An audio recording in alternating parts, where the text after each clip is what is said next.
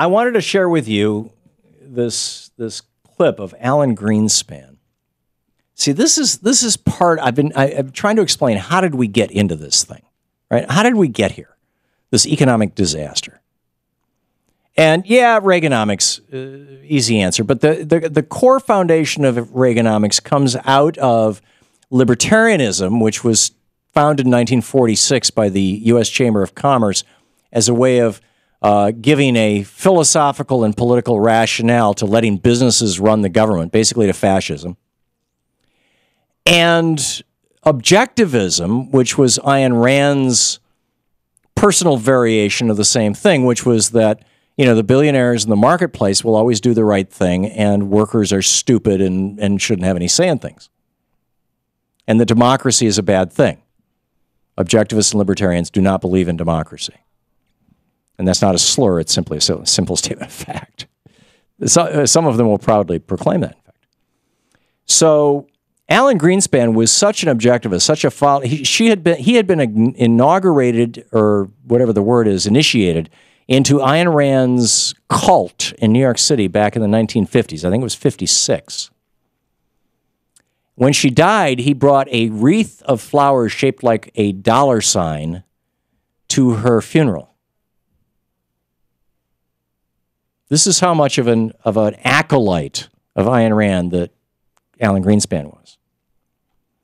And he absolutely believed that when counterparties is the economic word for the two people in a economic transaction, buyer and seller, that when counterparties saw bad behavior, that they would immediately change their behavior. His philosophy was that the government had no business whatsoever regulating banks, because if the banks behaved badly, people wouldn't want to work with them and they'd go out of business. That the market would automatically and naturally fix itself. The magic of the marketplace. And when the crash happened in 2008, which was clearly driven not by any legislation that Jimmy Carter ever proposed, but by banksters, because for 70 years we'd had this very stable mortgage market. There was a predictable number of mortgages out there. And the Commodity Futures Trading Act allowed bankers to start creating a brand new product called derivatives, but they had to have an underlying value to derive from, which was a mortgage. So with a single mortgage, a couple $100,000 mortgage on a house, they could create tens of millions of dollars in profits with these derivatives. But they had to have the mortgage.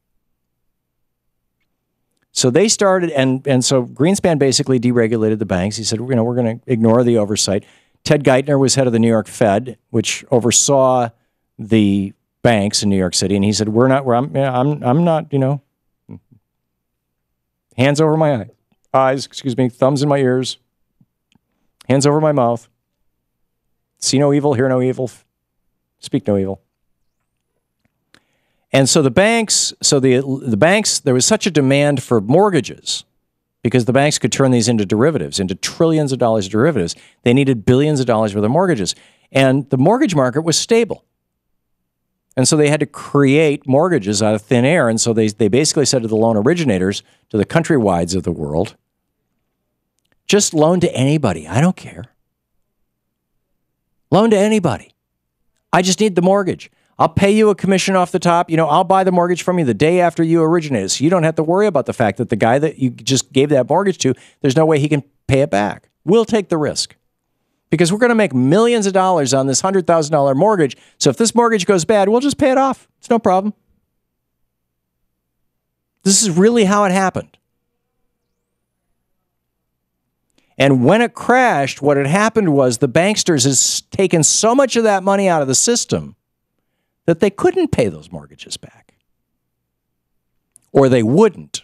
Jamie Dimon and Lloyd Blankfein, they didn't want to give back their $100 million, their $10 million, $5 million, whatever. They didn't want to give back their multi-million-dollar paychecks. And so instead they went to our government hat in hand, and George Bush wrote him a check for $700 billion.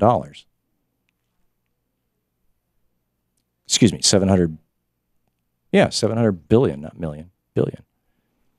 So anyhow, here's what Alan Greenspan had to say. Now that you know what the word counterparties means, this will probably make a little more sense. Just listen to this. It's pretty amazing. As I wrote last March, those of us who have looked to the self-interest of lending institutions to protect shareholders' equity. Now let me translate that. The self-interest of lending institutions to protect shareholders' equity. In other words, the banks are not going to behave badly and thus hurt their stockholders because they want their reputations to remain intact. Okay, that's what he meant by that. To protect shareholders' equity, myself especially, are in a state of shocked disbelief. Shocked disbelief.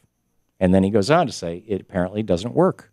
Everything that I've based my whole entire life on apparently is a lie. Such counterparty surveillance is a central pillar of our financial market state of balance. If it fails, as occurred this year, market stability is undermined. Got it? If this counterparty balance, so the whole, in other words, basically what he said was Reaganomics, objectivism, libertarianism, it's a crock. And then he said, and by the way, I don't want to be the chairman of the Fed anymore.